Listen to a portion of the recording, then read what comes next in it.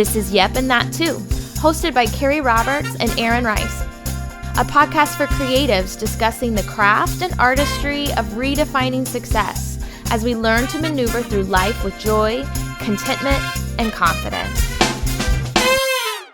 Hey guys, welcome to Yep and That Too. Thank you for tuning in again. This is Kerrie Roberts, joined by my sparkle-tastic co-host Aaron Rice, who is laughing and glaring at me right now. And we have a really awesome guest, Jeff Savage, with us. Jeff, I'm going to do your intro. This is just my version of your life, and then you can make corrections. But Jeff hails from Mississippi. He comes from a musical family. His dad is a musician, really great organ player. His mother taught dance. So he grew up around music and movement and just like really full of soul. He had a very early interest in programming, and he's had a ton of success with writing and producing and mixing. He does voiceovers, live music mixing. Something fun about Jeff is he's sort of like an expert in pop culture and pop culture history, which always is like really fun for conversation. And he's made a living in music and creative arts ever since I've known him, whether that be feast or famine times, which is very, very respectable. He is getting ready to jump into, or has already jumped into, a brand new huge adventure. And then most importantly for me, Jeff is my friend. We've been friends for 1 million years. We're friends without music, and we've worked together, we've written together, co-produced. He mixes still a lot of my stuff, or most of my stuff. And one of the biggest impact that Jeff has had on me is that he was one of the first people who encouraged me to start recording on my own, which is a huge impact on my current situation and life. So that's my introduction of my really good friend, Jeff Savage. Welcome. Thank you for being here. I'm kind of emotional right now because I didn't know that you knew that much. I mean, I knew that you did. We've known each other like 20 years now, but like, yeah, you know my life. Yeah, I pay attention. I'm touched deeply. Oh, well, I love you and your whole family. Okay, we're not going to do this right now. Here's a tissue. A hug. For this week, let's go. All right. Catch you next episode.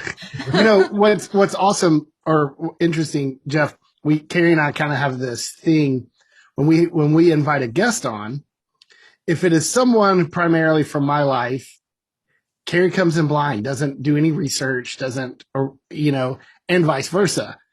This is one, well, I mean, I guess Chad, but you're one of the few that we both know. Yep. You obviously know Kerrie a little bit better than I know you, but we've known each other for a long time as well. We've worked together. Running the same circles forever. Yeah, exactly. So, it's fun. I'm excited about tonight. I'm going to go ahead and get this out of the way. Jeff and I have a problem we've got to get solved. Okay, bring it. What'd I do? Kerrie wanted to invite you on, and I said no. I said not until he makes it right with me. This is biblical, even. Okay. Don't let the sun go down on your anger thing. All that. It's between you and me. I think there's a song. Right. Yes. How Toby 5 cents for saying. We could do our own version. Like, let's do a cover. But Jeff, we'll get to. Jeff had a little stint at some pretty amazing parks in the Orlando, Florida area. Yeah, well, you could say I worked at Disney. Right. I was going to say that and like the big reveal. I didn't know because some people like other things. People are like scared to, because I've signed all these things. We can say I worked at Disney. I'll stop if we get too deep. Yeah. Well, some of those things I've looked at. I know what you signed.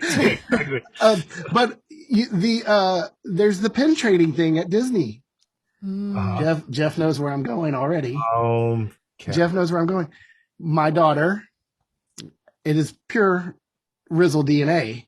Mm-hmm. Jeff is one of the few people who likes Michael Jackson as much, if not more than me. But Jeff and I share a deep love for Michael Jackson. Absolutely. It got passed down to my daughter. They do the pin trading thing. Kerrie, do you know what I'm talking about? They do the pin trading thing. I know what you're talking about. I've spent a lot of time at Disney. Yes. So they do the pin trading thing. There was a limited edition Michael Jackson glove Mickey pin.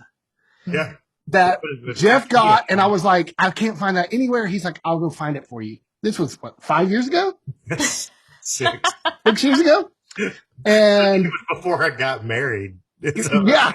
He was like, I'll go get it for you. I've got it. Then he sends me a screenshot, a picture. I've got it for your daughter. Da, da, da. I tell her all about it. Bad move. Guess what? I still don't have. He still doesn't have it. And, footnote to the story, I went to sell my Kia Soul, which was about 5 minutes from exploding. We went to trade it in, and we're doing the clean out in the CarMax parking lot. And deep in the confines of the center console, I found the rhinestone Mickey glove. And I think I texted you. I'm like, hey, man. Yes. And that was nearly a year ago. Yep. I'm a terrible person. Well, and then you were like, hey, let's meet tomorrow or Thursday or whatever. And then it never. Well, you got COVID. Yeah, COVID. Or did your dad get COVID? Somebody got COVID. My dad had, and I think maybe, I don't remember. So, I'm not telling tales out of school, but I think maybe there was a scare no, my son got COVID. I think right. Sammy had gotten COVID, and then we were all under the quarantine at that point. So in other words, if I don't get this pen, we're deleting this whole file. Okay. Can I send it? Is there a file share that can I drop it? Do you have it? Yeah, I have it right here, actually. It's on camera. Here. Right here. Literally, did you put it there because you knew you were coming on? Actually, no. It's just in with my stuff. He's using it as his now. It's part of his inspiration corner. This Zoom frame that you have is angled specifically because if I move 1 inch to the left or the right, you're going to see the disaster that this room actually is. Because I love it. That's every Zoom angle. Well, we just pulled the floor out of here and had it put back in, so I had to tear this whole thing down, and I still haven't quite gotten it back up to snuff yet. So I love it. Well, you have it. Assuming I get it, then this podcast will see the light of day. Da, da, da. which is only punishing us because then we have to re-record it. But seriously, going back to what Kerrie said. Yeah. Why don't you fill in the gaps and the holes and tell us about songs about Natalie Portman? Oh my goodness. Na. Yeah. Well, see, and this is funny because this actually ties into how I met Kerrie. Okay. Mm-hmm. Because I met Kerrie when me and Randall Crawford got our record deal with Provident, which Kerrie would later go on to be an artist there. We were recording our album for our band Webster County. We were out at the Castle Studios in Franklin. It was 2003. We had a song on the album that needed a female vocalist, and we had an artist on there that fell through. And I don't know, I can't remember exactly who it was that introduced us, Kerrie. Who was it? I don't remember her name. She was an assistant to a producer that I had a production deal with, and she took me down there. Yeah. Oh, yeah. And so we actually met at Barbara's Country Kitchen. Fried chicken place, which that's like a meat and three or something. I don't know where Kerrie would never be. And so I walked in and I met this young lady named Kerrie, and we exchanged numbers. We talked there at the restaurant, and then I was like, okay, well, we did the album. We ended up losing our deal. I ended up working at a place that sold extended car warranties after the deal was done, and it was like it was a miserable time of my life, and we were looking to hire another girl named Kerrie, who I happened to know. And I had her number in my phone, and I went to call her, and I called Kerrie Roberts. And I said, hello? And he was very confused. I was like, oh, I've called this girl from, hey, how you doing? We ended up talking for a long time, talked about music. And lo and behold, a couple of weeks later, she flew up and we did an EP together, which is this album cover that I'm holding up right now. Ta-da. And that in itself is that signed? It's signed. He signed it for me. It says, to Jeffers with lots of love, Kerrie. And it's still in my studio all these years later. We had good times. That was our first writing and producing, and I mean, it was just a great time. We were both just super young and free and crazy things happening like around Halloween, people putting like dog poop under his car door Oh yeah, handles. that's And right. My I car got mean, crashed. yeah, that was We our lived an friendship entire forged in fire. lifetime. We lived an entire lifetime during that project. I mean, there was Yeah. like a whole other life that happened there. And but I pulled up that CD the other day. I found a box of CD. No, it was on a hard drive of an old hard drive of retrieved stuff, and I found that EP and I listened through it. It's like it was actually pretty good. It's fun, yeah. A lot of fun. It was, it's definitely of its time, but it was a lot of fun. So Kerrie and I have remained close friends for years through many Hmm. ups and downs and confusions and record deals and lost record deals and Yeah. what are we going to do? It's always been, she's one of those friends I can call and pick up and it's like I saw her 5 minutes ago. Now we both have families, and Yeah. my favorite is when you guys came to Disney to visit and we had just had Will and we went Yeah. to Epcot. I mean, all of our families got together. It was a Yeah. lot of fun, and that was just it's been a lot of fun, Hmm. knowing her. But I had I ramble. I'll go left and right, so just steer me back on course. No, it's good. I wanted to make a point of that. We talk about art and the importance of it, and I think that to me, that's another just gift that music has given me in my life, and probably all of us, are those relationships. Because it's, the ups will become downs. You can't stay up forever. And so it's great that we get those gifts of relationship, and sometimes that's more important than any of it. I think of even just Aaron's daughter. She's a dancer, and she might be a professional dancer her whole life, or who knows what the future is going to hold, but she's building so many just awesome relationships. And or to she'll be me, a music business attorney. or she'll do that like her papa. Or neither. It's Or infrequent. neither. Yes. What she won't have is a Mickey Mouse Michael Jackson glove. She will. It will happen. Jeff will honor his word. So Jeff, I'm not going to let it go. Back it up. Back up to you. Yeah, hone me in, so just I'll get off on tangents. What Andy Mineo say? Back it up like Juvie in the 9-9. So let's back it up. Let's back it up to you.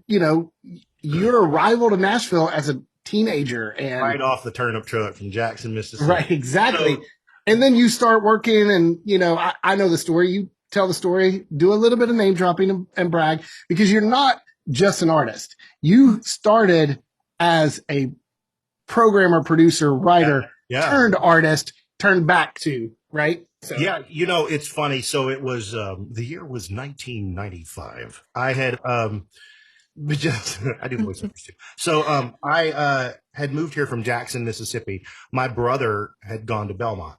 He'd moved up to Nashville to go to Belmont. I was still in Mississippi working at Dairy Queen High School, making sauce. Butterscotch dip cones, peanut butter parfaits. And my brother auditioned for a new band called Jars of Clay that had just won a GMA competition and had a record deal, and they were in the process of recording their album. We knew their manager. The manager was from our hometown. A guy named Rendy Lovelady was their manager. And Rendy reached out to my brother and asked him to audition, and he got the gig. So they had their first little tour. It was with a group called... As a drummer. Sorry, I don't know if he's Sorry, as a drummer. See, there I go. Oh, my God. So my brother got hired as a tour drummer. They went out on the road with PFR, Pray for Rain, as they used to be called. And my dad woke up in the middle of the night one night in Mississippi and really felt like the Lord said, you need to move to Nashville for Jeff. And my dad is a very successful nurse anesthetist, taught pharmacology at a respected university in Mississippi. My mother was a dance teacher of nearly 40 years down there. They packed up everything and moved up to Nashville, took a major pay cut so I might have a shot. So I get up here and get into high school, and I have a little 8-track cassette deck, a drum machine, and a little dinky, janky PV sampler with a whopping 16 megs of memory in it that equals about 20 seconds. So I get the Jars album. I study it. I have the rough mixes of the album while they're working on it. I stole it from my brother. It was his rehearsal tape. So it was the version of the album with just like drum loops, vocals, and some sparse things while they were tracking. It was their work tapes. So I kind of started messing with that. They also had a machine they took out on the road called an ADAT machine, which they played backing tracks that were part of the studio tracks. So I was forbidden to touch that machine. So the first thing I did when my brother left the house, I went and got the tapes out of the machine and started sampling stuff and doing bootleg remixes. I was also taking vocals off of the CD by unplugging it halfway. And just, it was all homemade, like completely illegal stuff. So Aaron's like rubbing his head like, this is so illegal.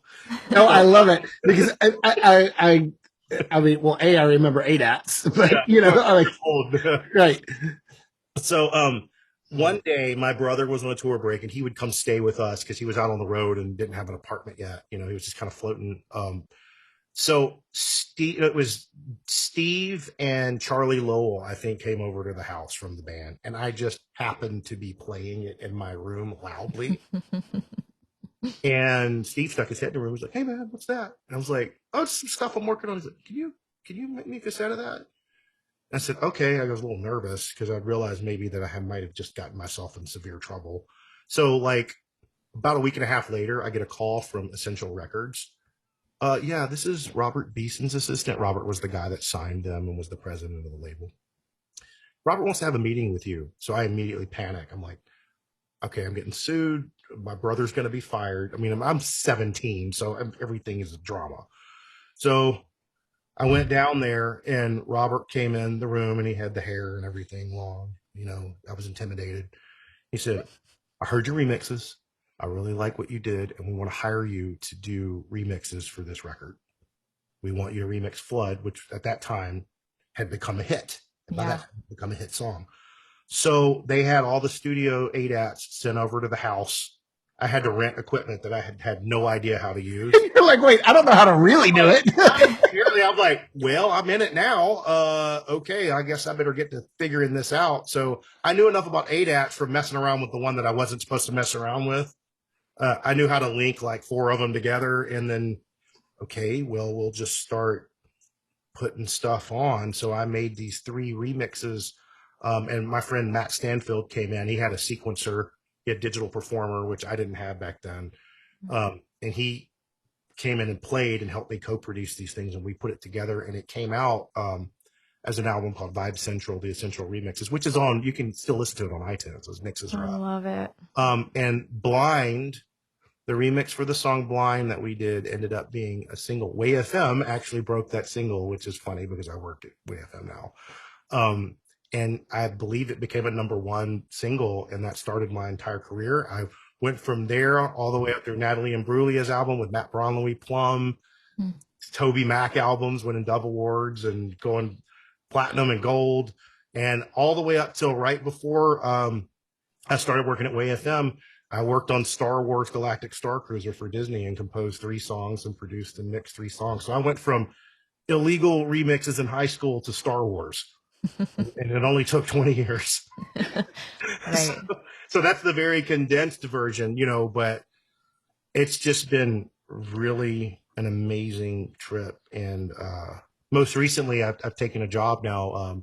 There's a company called Hope Media Group out of Houston, Texas. They have KSBJ Radio, and they just merged with Way FM to form a huge conglomerate. And I'm now their director of digital audio for all of their online content and innovation. So I'm doing that, and I'm still mixing and producing, obviously. But that's the cliff notes, because we would be here a year if I talked through every project. But if there's anything specific project related, I'm happy to go there. Yeah. I just don't know where to dive in, Highlights. No, it's fantastic. That's the good highlights. Yeah. I love the highlights. In there also was a 3-year stint at Disney in live production. I worked in live entertainment for Disney Parks and Resorts at Walt Disney World. My home park was Hollywood Studios. I did audio, lighting, special effects, some pyro, show control for live entertainment shows like Indiana Jones, Epic Stunt Spectacular, Beauty and the Beast Live on Stage, Frozen Sing-Along Celebration, Jedi Training Academy, Club Hilton. Oh gosh, I worked on. And go ahead and do the announcement for the train. Please stand clear of the door. There you go. I do the Spanish part, but I just won't. I love it. So I think you, like many of us, probably had, and I don't want to speak for you, but tell me if this is your experience, because it was definitely mine and Kerrie's to some extent. Oh, if I can just get a song on a record, if I can just get a song on radio, if I can, fully measuring success. Also, sort of separating the finances of it from the, I don't know, prestige, the shine, if you will. Oh, Lord. Kerrie, you were there for some of that. You know what I mean? And we all did. We all did it. Broke is a joke, man. Yep. Fake it till you make it. Number one songs out there broke. Yeah. Because you're always waiting for that next quarter, and right, or that invoice that's supposed to get turned around 4 months ago. That it just, man. So what drove you then? And does that still drive you now, or is there a different fuel in the Jeff Savage tank?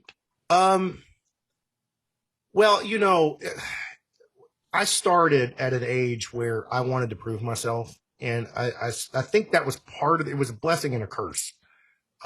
My drive has been a blessing and a curse, because when you're that young and you want to prove yourself to everybody, and every idea you have is the right one in your mind. Right. And I go back and listen to things now. I'm like, there were way too many tracks on that song. Like, just bring it back a notch. Finances ended up driving, because it became a thing where, at that point in Nashville, Aaron, I think you remember, there was a lot of appearances going on with people, and you had to go hang out at what was that restaurant, Sunset Grill and all that downtown. Everybody was doing that. And then, but the chicken nachos, though, nachos after 9 o'clock on Fridays, they're half off. I hit that place, but and I spent a lot of money that I didn't have. I got into a mortgage way too young and was always behind. I was terrible about renting gear and then running out of money before I could pay for it. I made a lot of vendors mad, and, for a while I had a reputation, I was irresponsible, and you just learn. And then I got the record deal with Randy, and it started with good intentions, but it became more about like, how are we going to prove ourselves to everybody? We got to prove ourselves to a certain artist. We got to prove ourselves to these people that were mean to us. And it really just ruined it. And, I ended up getting out of music for a little while, and I had to do a reset. I've had to get out of music a few times and do a reset because of it. And I think now I switch when I hit 40, like the switch goes off and you just don't care anymore about any of it. I just want to do what I'm supposed to do and be where I'm supposed to be. If I have a project idea now that I'm passionate about, I really take the time to just calm down and say, okay, if it's meant to be, it'll happen. I don't have to go kick everybody's doors down. Just, chill and do it because it's the right thing, or because that's what God wants to happen. And I know that sounds like every Christian press junket, but it's the truth. Really having to just understand, particularly now that I have a family and children that depend on me, that it's not about me being cool. It's not about me doing props, getting my attaboys. It's, be where you're supposed to be. And when I took that attitude, here we are. Things start working out. You're making the money you need to make, and everything is going pretty good, because you didn't really scratch and claw for it. You were patient and just waited. That's been my whole story arc, has been like, get over yourself and wait. Don't be impatient. Just wait. You don't have to be cool. Half of these people won't show up at your funeral anyway. Which is the hardest thing for a creative to do, is get to the point where they're like, I don't need to validate my work to you. That's the hardest. Like, I really, that's one of the hardest things. The artists are notoriously insecure, and we are all artists. And, and I don't think, and this ties into my inspirational story that we're going to talk about later, so I won't reveal too much, and I don't think he would mind me saying this, but I won't say too much. But I had a really great conversation with Stephen Curtis Chapman about a week and a half ago, just me and him. I got to talk to him for a while, and he goes through it.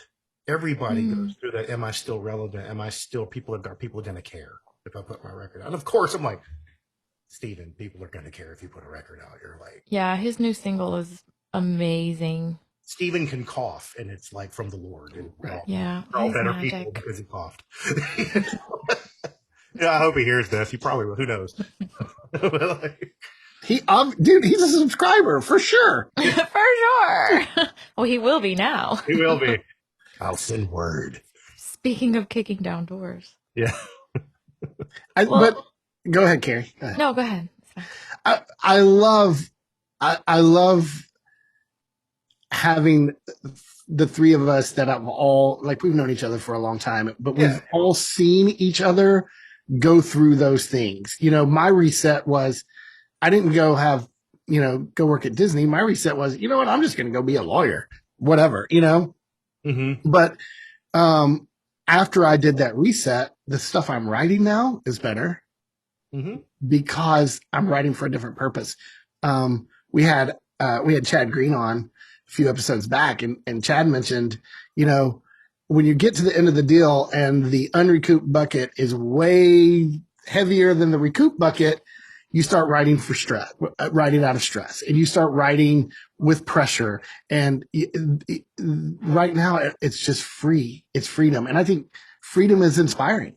Oh yeah, absolutely. And that actually, you know, I think I can talk. When I was doing the Star Wars record, you know, I had to fight that a lot. Not the Star Wars record, but the hotel stuff that I did. The hotel stuff, yeah. Disney World. I call everything a record just because I'm an old school music guy. But like when I was doing the music for the hotel experience, I put that pressure on myself. I put a lot of pressure on myself because Star Wars, it's got to be great. And you start thinking hard and you come up with nothing. Mm-hmm. So I had to just separate it and go, I'm going to do this because I like it. I'm going to close my eyes and I'm going to get my toys out of the attic and I'm going to look at these toys and get inspired. And I'm going to turn myself back into 9-year-old Jeff. And I'm just going to imagine like I used to in the backyard and do it because I love it. And then everything happened and then they loved it. And it was great. You know, it's about letting go and not putting that pressure on. Anytime you try to be creative under any sort of forced pressure, at least for me, I'm sunk. I can't, you know, because everything just starts sounding stale, you know. So what are you writing? Are you making legal documents right now on me as I'm deposition? Have I been suckered into a deposition? You have. You don't want to know. Could you repeat the part where you? I'm actually texting our show producer something that I forgot to do for the show. Oh, I'll confess to the whole world. Okay. Confession. So whenever you're talking about your view of success in the beginning was more about making a name for yourself. Yeah. And now you're saying that it's more about just doing what you feel like you're called to do. Yeah. Creating, making good art, being able to provide for your family. It's not so much about making a name for yourself. But at the same time, what are your goals? Like, what do you want to see, or how do you view success? We all, even with this podcast, you know, it's hard for me not to look at numbers. How many listeners do we have? You know, it's not something we can really get away from. Well, you know, for me, I really, obviously, as long as my needs are being met and I can take care of my family and they're happy, then that's honestly, I don't want to sound, you know, I don't want to sound like this is a contrived speech, but as long as my family is good, I'm good. Mm-hmm. You know, I've gotten to do everything else I've wanted to do. So I'm good. Of course I want to continue. I would love to have another Grammy nomination or another Grammy win for something. Of course I would.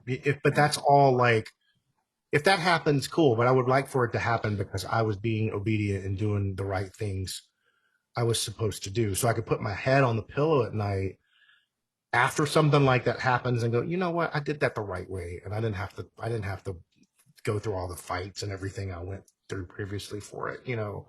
Yeah.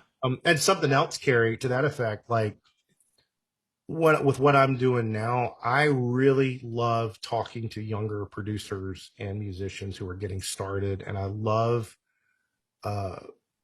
like my buddy Aaron Swihart, when I was working at Disney, he's a professor at a university in Florida that has a recording program, and he had me come in and speak to the students, and I answered questions about, well, what was it like to record on tape? Like, how was, you know, and all this, and I love sharing. I mean, that sounds so ridiculous to all of us because it's like, oh, but it really is that long ago, you know, and especially like even at like CMB, when I was at the CMB conference, or when I'm out different places and people find out about the stuff that we wrote for Toby, And, you know, when they tell me they grew up listening to those songs and then ask me questions, I love sharing about how all that stuff was made. I'm the guy that I'll go buy the Blu-ray and listen to the commentary. I love all of those stories. And now I love sharing those stories with people because it's a lot of fun. So you're going to start the Jeff Savage mentorship program. The Jeff Savage mentorship program. Send checks to Spring Hill, Tennessee. Yeah. But, you know, watching what I was kind of getting to earlier, watching the three of us, we've watched each other in all these different phases, right? Yeah. And we've all had terrible self-doubt moments, terrible social media moments, terrible, like we've all had these things, right? And there are times that I look at, like the last probably 5 or 6 months, I'm looking at Jeff going, man, I love where his brain is right now, right? And I think it's because of what you were saying. I'm in a new spot, and I'm ready to take ownership for the things that I didn't love about my career arc. Oh yeah. And pour that into other people. Cause I was right there with you. Like I was told, hey, you're in here to be the lyric guy. Well, then my lyrics win, period. You know what I mean? Like, and even if you have a better idea, like I was white knuckling the lyric sheet. And, now I just had a conversation with a producer yesterday, young producer. And I told him, I said, you know what works? Be easy to work with. Oh yeah. Period. Yep. I've learned that too. I had to learn it because I was my way or the highway guy for a long time, you know, and you know, that's where me and Randy used to fight all the time, you know. And plus we're both pretty strong personalities anyway. So, but just on different parts of the spectrum, you know. But it was, you have to go in and go, you're going to have to give and take. That's just part of the deal. Right. And then I look at people like that, you know, and you'll get this. I mean, Quincy didn't make Thriller on his own. You know, he had the right people in the room and they gave their ideas. Did they fight? Yes. Did him and Michael fight? Yes. Did him and Michael and Bruce fight? Yes. But they compromised and look what happened. Well, that's also knowing to surround yourself with great people. Like, I know my limitations. I know what I'm good at. I surround myself. I mean, you and I both worked very closely with Toby. Oh yeah. Genius at that. Yeah, he's a genius. Yeah. He surrounds himself with the best. Yep. So, including me and you. Right, including the two of you. I'm very distracted and curious since Aaron made this blanket statement about how we've all had our really terrible moments. And I want to know, Aaron, what's my most terrible moment? I don't want to know mine. He's like, I had a terrible social media moment. And no. I want to know. He was probably talking about me. No. No, I mean, giving you a hard time. What I mean is, let me correct that. Let me amend that. Strike it from the record. Move to strike. You asked the question. I'm over here in a cold sweat. Like, no, what I mean know what it is. I don't want to know. We have all reacted emotionally and said things that we wish we could have taken back. Oh my gosh. And sometimes we've posted that on social media. I don't mean it was all social media. Like it wasn't, but I'm just saying, like, I mean, Kerrie, you even said you wish you would have done some things differently as you were exiting Provident. Or while you were there. Maybe not exiting, while you were there. Yeah, before my exit. Yeah, for sure. You wish you would have, been a little bit more flexible or. Yeah. Totally. I'm not calling, I was distracted. I'm like, I wonder what he's thinking. Well, do you want to talk about the time we got in a fight in the studio? No, I don't even remember that. Exactly. So you talked about doing the Star Wars Project hotel experience thing, which for those of you who don't, for the purpose of making sure, just in case Lucasfilm listens, because they probably will. Call it what it is. Star Wars Galactic Star Cruiser, a 2-night immersive experience at Walt Disney World. There it is. So for those of you who don't know Jeff is very much a Star Wars fan, very much a Disney fan, very much a Michael Jackson fan. So I'm glad and happy that we've been able to draw all of those things. And of course we have, because we're talking to Jeff. But I'm wondering too, what are just some other favorite fun highlight moments that you think back that you're just really happy that you were able to do and be a part of, that you super enjoyed or are just a fantastic memory for you? There's a few, and I wish, and I look back at 44 now as a 44-year-old man, and I wish that I would have appreciated it more while it was going on. Yeah. I wish I would have appreciated the work I was doing with Toby more while I was doing it. Mm. And I wish that I could have been a little bit more grateful and realized how much he did for me as a musician and how much opportunity he gave me. And because you're in your early 20s, it's just all about the clout. But at least for me, it was. And I just wish that I would have been more mature, because that was a really great time. And when I look at those records, and I Momentum, it's the 20-year anniversary this year of Momentum, and I got the vinyl that they put out. I ordered one for my daughter and one for me. Yeah. Because my she's discovering all the music that I worked on, which is cool. And I was listening to that record, and I'm like, wow, what a moment to be part of something that was. Mm-hmm. And my headspace was I was in a totally different headspace then.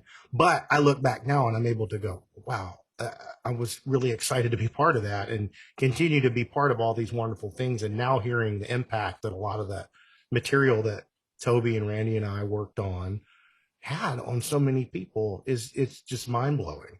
We did that stuff in my kitchen. A lot of that was in my kitchen. Kerrie, you were at that house. Yeah. With that little janky room back there. We cut all kinds of hits back there, and it's just crazy. Another fun memory that I had was I got to tour with Christina Aguilera. Yeah. In the year 2000. The year 2000. I toured with her. That's a Conan joke for people. Yeah, I'm full of it today. That was fantastic. So I got to tour as an opener for Christina Aguilera and Destiny's Child. It was my first. I'd never been on stage as a touring performer before, and I got thrown into that with an opening artist. And we did the entire West Coast, and I had a blast. I did turntables, fake turntables. It was on mini disc, and I was just acted like I did everything. But it was a lot of fun to do and get there and perform. And it was kind of a foreshadowing. Backstage one night in San Francisco, I was, and this was the highlight for the whole tour for me. I was at Craft Services, the little place where you go back there to eat, and I saw this guy sitting at a table, and I'm like, that looks familiar to me. Like, where do I know him from? I know him from, is he from Nashville? I realized it was George Lucas, and it hit me. The Wookiee sound went off in my head. Lucas, and he's by himself. I'm going to go talk to him. So Yes, I went and had a conversation with George Lucas, and I got a great picture with him. And it's just funny. 20 years later, I got to work on some stuff, which was cool. Yeah. That's one of the big highlights. I actually saw that tour. You did? One of the West Coast runs, and then you probably saw me, dude. Well, of course, yeah. Where what show do you remember? It was I don't remember. Little not little known fact about me. Christina Aguilera is vocal perfection for me. So Aaron's all about the voice. I am, and I keep telling Kerrie, can you sound more like Christina? You do not. He's never said that to me in a session. I've thought it for him. Christina plug-in that we can. I'm going to throw something at your head. An AI program that we can. But people who know me well know that she and then a couple of session singers that we both know that are not famous are the top of the heap for me. Oh yeah, Christina's up there. Yeah. And Christina, who also was one of the Mouseketeers that I haven't met. I was on tour with her, and I didn't get to meet her. But she's one of her and Gosling I haven't met. So, but I'm good. It's fine. Yeah.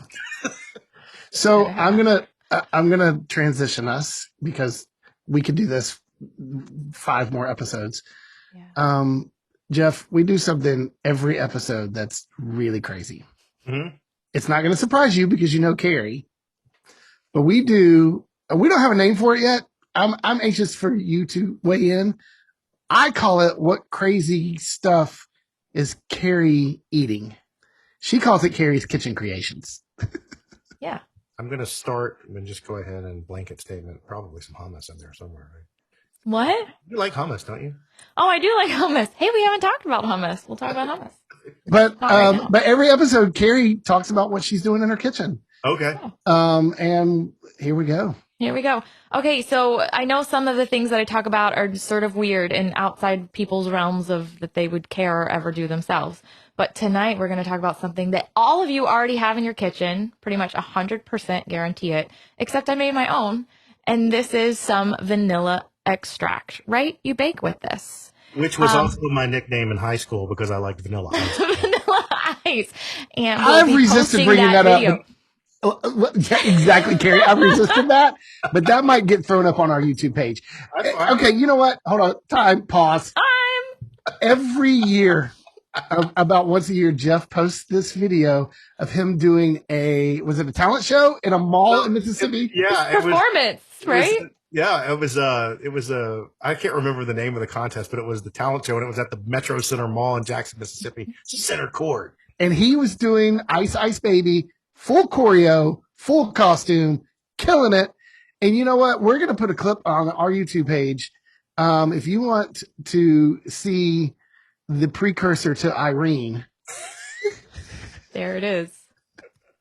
It is Ice Ice Baby. And you know what? I can't say anything. I may or may not have done Ice Ice Baby before and changed it to Rice Rice Baby. So, hey, whatever. We should do an Ice Ice Baby off. Okay. That's how this episode is going to end. All right. Vanilla extract. Vanilla extract. So you have this. It's expensive. So I just make my own. I buy grade B vanilla beans because you don't need to pay for the even grade A, because that's the kind that you would like scrape out and actually like put into ingredients. And then, okay, people, this is the other thing is like, we're so far removed from what we're using, what we're eating, all of it. Did you really even stop to think of like, oh, it's an extract, right? It's just alcohol that the vanilla beans have sat in, and that extracts it out. And then you just have vanilla extract that you can bake with. So it's really simple. Anyone can make it. You pour the alcohol over it, you let it soak. Same idea for like when you're in Whole Foods and you're in the herbal aisle and it's like all those tinctures. That's all it is. It's an herbal aisle at Whole Foods. That narrows it down. No, they have a specific, like it's more like your essential oil. Next to the patchouli. I go in there and I feel like I need a clip-on beard. Stop. So, I love Jeff Savage. Anyway, yeah, when you're looking at tinctures, that's just an herbal extract, and you can also make herbal extracts with like vinegar if you want to stay away from alcohol or glycerin. But anyway, vanilla extract, make your own, pay less, use it, bake with it, and it smells delicious. You put it in a jar made from reclaimed glass. It is. This was a jelly jar. You should always reuse your jars. I always say that. Yes. Y'all can't see this, but she just gave me like, you just ruined my segment. I'm gonna get you. I've been glaring at both of you today. Jeff, I said a couple episodes back, the biggest thing I've learned in this podcast is what not to say. I'm learning quickly. I just exercise great restraint. Okay. First of all, I'm not dumb. I think I'm not dumb. I'm a lawyer. I'm somewhat highly educated. I'm an educated man. The heck is a tincture? A tincture is an extract. If you would listen. That's what I'm saying is like, this is an extract. A tincture? I'm just saying, okay, listen, boys. Did I pronounce it right? A tincture. What I'm saying is all an herbal tincture is an extract. So when you see those things, it sounds like magic. Oh, a tincture, that'll take away my headache. It's like, whatever. They put a bunch of herbs and covered it with alcohol, extracted it out. You keep defining tincture with the word tincture. No, tincture is an extract. Just like vanilla extract. That's a vanilla tincture. Well, you wouldn't call it that. You call it an extract. I'm just explaining and connecting the dots for you people who have a lot of dots that need to be connected. Maybe you don't even have dots. Me and my many dots. I'm gonna be the text message I'm getting after this. Okay, that's awesome. So you make your own vanilla extract. Yeah, and you can too. In a jelly jar. And what alcohol do you use? Vodka? Yeah, I do. I promise it's the only time I tell Kyle, I'm like, I need you to go to the liquor store. He knows. Wait, for real? Yeah. I was kidding. No, for real. That backfired so good on you, Aaron. That was great. She's like, no, it's actual. That's awesome. That's awesome. Yeah. Oh, wow. Anyway, I don't know how we're going. All right, so you guys are cracking me up. This is going to be the most random episode ever, and I love it. So today's word is tincture. when we have people that we know well, this going off the rails, that's the name of this episode. Episode whatever number with Jeff Savage, off the rails. Off the When you hear rails. the word tincture, text 4455 for your prize from Kerrie. For your 2 grade A vanilla beans, because she doesn't use those. Yeah, you need grade B. You don't need to pay for the grade A. I'm just trying to give you the tips. So with this vanilla stuff that we're making here, can we put it in a nice coffee? Can we? Do you guys bake? You put vanilla. You know who you're talking to? No, I'm a anyone who bakes anything. You put vanilla extract in anything. Where do you cookies? I'm going to be very disappointed in this answer. Do you grow your own vanilla beans? God help me. No, I don't even know if they I don't know propagate? If they grow in my climate. If they propagate in my climate. So you just do you buy them at like Whole Foods? No, I have them shipped to me. Is it like when you don't when you hop on that website, is there like the option of vanilla beans or vanilla extract? Just wondering. This is Aaron's question is always like, but can I get this at a store? Why would I make my own? It's cheaper. And once again, you know what's in it. And it was made with love. And some jelly. So I love it. The jar was clean. Tincture. Oh, Allie, I'm so sorry. I'm going to publicly apologize to Allie at Maven Media for having to edit this. We love you, Allie. I make no apologies for any of it. Okay, so anyway, we need to get back on track. Yes. I'm crying. I'm laughing so much. To the inspiration that we have experienced as of late. Yes. Go ahead. Who's this question directed towards? Somebody else go. I was just talking. Well, the tincture. The tincture that has the tincture of joy. The tincture of joy. I'll just jump in here. Why not? Jump in, please. Yes. Save us. So a great moment of inspiration, which I touched on earlier, was I went to the Momentum Radio Conference, the Christian Music Broadcasters Conference in Orlando 2 weeks ago. And I was hanging out with a friend of mine named Chris Chicago. We were hanging out together in the lobby. And I look and I see Stephen Curtis Chapman walk into the hotel. He's got his bags, he's got his guitar, and he's obviously busy. So I'm like, there's Stephen. I'm not going to talk to him. He's clearly occupied. So I was kind of hoping, well, that means he's here. I didn't know he was going to be here. So maybe I'll run into him and say hi because Kerrie, were you with me one time when we ran into him? We were the last time that we were at that conference together. We ended up being able to, we had like a radio thing and he was right after me. So yeah. Did we run into him at Frothy Monkey one time or was that just me that ran into him? No, I think we were at Frothy together. Yeah. So we've seen him twice. Yeah. So I kind of put it out of my mind. I'm like, I even texted Blaine Barkas, who's his A&R guy at Provident. I texted Blaine. I'm like, Blaine, I got to be honest. I've done everything. I've seen everybody in the world. I'm not impressed by anyone. But when Stephen Curtis walks into the room and I see him, I'm in youth group and I'm about to go see him in concert and I'm very excited because that guy is just, his music has meant so much to me personally in my personal life and musically. And I just look up to him so much. And he is that guy that is on the record when you meet him.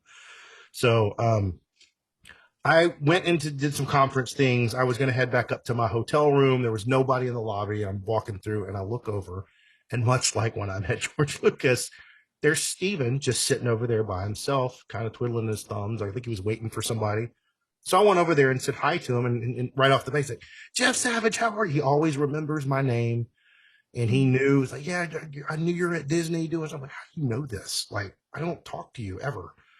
And we had a really good, about 25-minute conversation. And he was just so encouraging to me and complimentary of my work. He knew my work. And there was a remix I actually did for him that was never released years ago. And I thought that it didn't get released because he didn't like it. And I was actually always kind of embarrassed to be around him because I thought that I gave him something that sucked, and it didn't come out and I never heard why. But he told me at that, when I saw him in the lobby, he's like, I still listen to that remix that you did and it was so good. And I just really liked it. And that just made me feel so good. And we talked about the relevancy of that era of Christian music. And I was sharing with him that my daughter, my 13-year-old Paige, just now is discovering all of that, because there was a musical that came out, a Christian musical where they redid all of those songs. Do you know what I'm talking about? It was kind of like a High School Musical. The Camp Discovery thing or whatever. Yeah, that's what, I don't know. I'm sorry, I'm out of touch, but apparently they covered all of these old songs. So my daughter was listening to this in the car. I'm like, hey, that's an Audio Adrenaline song. What is this? So then I went and cross-referenced all of the original versions, and she was like, Daddy, this is so good. I'm like, well, that's what we used to do, hon. That's what it used to be. And it was really, I wish it was like this. Still, why can't it be like this? And I had a really good conversation with Steven about that, and he was just super encouraging, talked about passing it down. And I don't want to get too much because I don't know, like, I don't want to, it was a personal conversation, but it was just really just awesome to have somebody of that stature and somebody I respect so much to spend time with me and encourage me. And I really felt like it was a bookend of where I'm at. And I with leaving Disney was so hard for me. And it was actually a little bit devastating when I left, but it was time to go. But I've grieved it because I loved it so much. But I chose to follow the Lord and say, I don't care what my emotions tell me. I need to be where you want me to be, Lord. And having Stephen there and him encouraging me, I really felt like it was the Lord saying, you're good. You're where you're supposed to be. And I wanted to put him here to encourage you. So that was a really good moment for me. And it kind of helped me move in even further down the road with the things I'm doing now with Hope Media Group. And I'm so thankful to be there and be part of Christian music again. And that really just kind of lit that whole arena up for me, having the man himself pat me on the back with it. It was cool. So I love it. What you just said, happy to be back and part of Christian music again, whatever. This is going to be where we say, you know what, we're going to have Jeff back on and have this conversation. I'm happy to come on anytime. Because you, speaking of social media posts, you posted something on Facebook the other day that said, I think there is a new wave of faith-based media. Yes. Or entertainment, not just music or whatever, getting back to creativity. Or so, I don't remember how you said it. I don't want to make it sound harsh, but you were very hopeful about the future of faith-based. And of course I'm sitting there going, oh, please, I want that. You know what I mean? But a lot of people want it. And I think more people want that than you realize. And what I am discovering is that I even think the labels want it. I think that it's like turning the Titanic around. Yes. And this is, again, this is another reason why I feel like I was allowed to work at Disney, because I had to learn how huge corporations work and how difficult it is to get things to come into fruition. It's like turning around a cruise liner, very slowly. But I think that, and I want to be very careful how I say this, because of the brand I represent, I feel like within radio and within labels, I think that there is change that they want to make. It's just, how do you do it? Because absolutely, things are set 100%. And I think that's fair. And I think anybody listening to that would be okay with it. I feel like the way things are now, there's a lot of great music out there. I mean, everything's out there is great. I love For King and Country and Kane and We the Kingdom. I love all those people. But, I feel like there is a need for diversity in Christian music. I think there's a genre diversity that needs to rehappen, because if you look back to like 95, 96, what was going on? I mean, you had everything from Out of Eden to Out of Eden, not Out of Eden. That sounds like a restaurant. You say you had everything from Out of Eden to Grits to Plum to Jars of Clay to Jesus Freak to Newsboys. I mean, it was a whole buffet full of all kinds of music to consume, and it was fantastic. And mainstream was embracing the stuff, and it was really good. I mean, and it was just like, what's going to come out next? I mean, that era, like when Jesus Freak hit, when they were releasing CD singles, I remember like I'm doing all those remixes, and then Jars was happening, and it was just an exciting time. And I think that part of the pendulum will swing back to the center again. It's not going to look the way it did. I think the model is going to be completely different. What that model is, I don't know. I just know that it's coming. And that's what I feel like in my spirit. And I don't even know what it looks like. I don't know how I'm going to be involved, but that goes back to, Lord, just make me available to be the facilitator for what part of that I need to be. We're gonna bring Jeff back on, and we are gonna do the history of CCM. Oh, we should. Jeff, we were around for so much of that. So we're going to, because we could get going on that, but here's the thing, and then we will move on. Because Christian music is the only genre of music that is defined by the lyrical content. So when you type in Christian music in Spotify, you're going to get Toby, you're going to get For King and Country, you're going to get Maverick City, you're going to get Mandisa, you're going to get Lecrae, you're going to get Red. Like, you don't type in Christian rock, Christian rap. I mean, there are those things and you could type them in, but if you just type in Christian, you're getting all musical styles within the genre. Right. And because it's defined by the lyrical content, we will move on. Yeah. But I would just say too, when you're talking about needing change, I don't think that there's any problem with the people at the table. I just think that the table needs to be bigger. Oh, yeah, I'm not saying anyone is. I'm just, that's Yeah. the way that I think of it, where it's just, I wish there were more seats around the table. Well, and in that episode, we'll dive into some of the reasons the table is the way it is, and there are legitimate reasons. Well, and as a bookend to that, I just want to say, I have a real heart for artists like Kerrie, who are out there doing it on their own, that are making great music. I want to see everybody get an opportunity to get heard. I want there to be a platform for people who are really doing it to get heard, because Kerrie has got so much. And I'm not just saying this because you're my friend. I mean, I wouldn't say it if it wasn't true, because I'm brutally honest about music, but the stuff you're doing is great. I've always loved your music, and it touches so many people. It touches me when I'm mixing it in this seat that I'm sitting in at midnight. I'm mixing Kerrie's stuff, and I'm like, I'm trying to get emotional right now. I'm putting this compressor on the vocal, because it's just good stuff, and it needs to be heard. And there needs to be more opportunity for things to be heard that aren't necessarily that genre that's out there right now being played. Because it's basically one or two genres right now. Only when we're just being honest about it. And that's not a bad thing.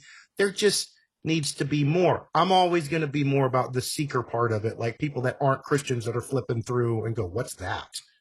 That doesn't sound like a Christian song.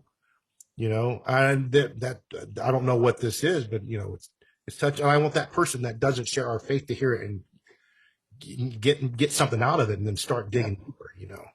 We're saving that for a new episode. Okay, I know. I will stop before. I have great stories on that. Kerrie, inspiration moment this week. Yeah, so this goes along with me talking about a bigger table. My inspiration moment is a song. It's called the Keep Going song. It's by the Bingsons. So this is a husband and wife duo. This song has been out for quite some time. It was like a YouTube sensation. They did it just in his mom's house after the COVID shutdown. And I'm just going to read you some of the lyrics. I love them. They have the vocalist. She is pure magic. She's just so emotional. She sings right into your soul. And I encourage everyone to check it out. The Bingsons Keep Going song. And this song is very conversational. Some of their stuff is more commercial, but this is not trying to be commercial. It's just like talk singing. There's a chorus, but what she says, I listened to it a lot when it first came out. And then this past week, I've listened to it a ton. So it's not going to read like a normal, lyric, but here we go. There's this one part, I'm just going to read it. She says, "We've been mostly healthy. Are you okay? Are you all right? I hope your body is whole tonight. And if your heart is breaking, I hope it's breaking open. And if your breath is shaking, I hope it's breaking through. And I hope that you've watched a lot of really good television, a lot of it. And I hope that you found a hand lotion that actually makes your skin feel better. I hope you've had enough to eat. I hope you're getting enough sleep. And I hope you have enough good company or enough good memory to last you a long time." And she says it, and it's just so honest. And even that moment where she's like, "Are you all right? Are you okay? Are you all right?" She's just looking, and it provides you for that moment of someone checking in on you. It's beautiful. It's well done. It's motivating. It's actually very up, and but it actually at the same time as being upbeat, it makes you feel a lot of things. So check it out. That's awesome. That's really good. Go ahead, say what you're saying. Aaron's face is saying things he's not saying with his mouth. Because I love that. I wish people wrote more like that, Right. Conversationally, and not trying to be too cool. Because if it works conversationally, it can work in a lyric. I'm not going to get into songwriting 101, Right. but that I'm thinking. My face is saying, "Man, I wish more people wrote like that." Yeah. And at the end, there's this line. She says, "I pray that the world has become the world that we are planting inside of ourselves and for each other and for our ancestors and for our kids." And every time I've listened to it for years since this has been out, I've always like, "Oh, I don't totally resonate with that. Like, I'm doing something for my ancestors. Like, I don't have that belief." And then this week it really hit me of, yeah, I am. Like, I'm doing things out of respect for the way that my ancestors lived, have raised, my great great grandparents, like just the history that I have, the opportunities that I have, all of these things that I have at my fingertips that are blessings because of how they have lived and what they've given to me. And now I pass that on out of respect for them, for my children, and out of respect for my ancestors. And how you treat those is a direct respect to your ancestors. Absolutely. That's great. So I love it. Listen to it. It'll make you feel things, good things. My turn. Mine is going to sound like a pat on the back, and I don't mean it to. Mine is, it's inspiring because two things happened this week. One, just yesterday, a friend, client signed a major label record deal. And you guys both know I live for the successes of others, but also my clients who happen to be my friends, whatever. I got a phone call from him yesterday, just, after it was done, him just saying, "I've got to thank you. Like, nobody in that building is taking a phone call from me. Nobody, you believed in me from the get-go when nobody else did." And then maybe 30 or 45 minutes later, I had another phone call with someone that I'd been mentoring as a songwriter who is on the verge of his first publishing deal. And I said, "Man, I'm really happy for you." He said, "You are the only one that follows through with what you say you're going to do." Which sounds like he's patting me on the back, but it's not. I don't mean it to be. What I mean it to do is, in our industry, we look out for ourselves first. Typically, it's human nature, but it's also the competitive nature of what we do. And I'm so inspired by the team aspect. I mean, I was an athlete. I love sports. I was a basketball player. I'm so inspired by the team aspect and being able to say, hey, I was a part of that, but also I did the little things like simply be honest and keep my word.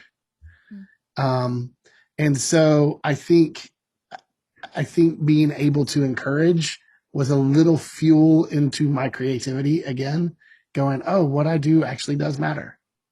Yeah. And if this is who I'm thinking of too, it's not just, oh, Aaron has a client and it's his friend. This is someone that this has been years in the making of Aaron pouring into that friendship, that creative relationship, that client's creative growth as an artist, and now really, really fully seeing that through to what some people view as the starting line or the finish line, when really this is the starting line. And he's lucky, Aaron, to have you with him on that journey too. So yeah, text him and tell him how lucky he is to have me. I will. You know what? He doesn't return my texts, so you have an old number. We've been through this. Thank you all for listening. This has been Yep and That Too. Thank you, Jeff, for coming on. Thanks, Jeff. We need to do another hour because I feel like there's just so much more to talk. I know we just scratched the surface. We will. Can we do another hour? Will you? Yeah, of course. Okay, we'll do it. Done. We're booking it. Okay. All right, guys. Thanks so much. Thanks, Jeff. It's always a pleasure, Kerrie. I love you to death. My sister, my musical sister. Yes. All right. My attorney friend. Love you guys. Now, as we go out, go ahead and let's Vanilla Ice this out. All right, stop. Somebody. Collaborate in. No, it's all you. I got it. Come on. No, I don't want. Look. Come on. Aaron, don't leave him hanging. Aaron, we're going to have to pay a performance royalty. Exactly. We can't do this. I'm not licensed it. Thank you guys for listening. At the end of this, go to YouTube and watch Jeff. Yes. At the whatever River City Mall. Right. Bye, guys. I'm out of here yesterday. Peace. Thank you for listening to Yep and That Too, a podcast for creatives.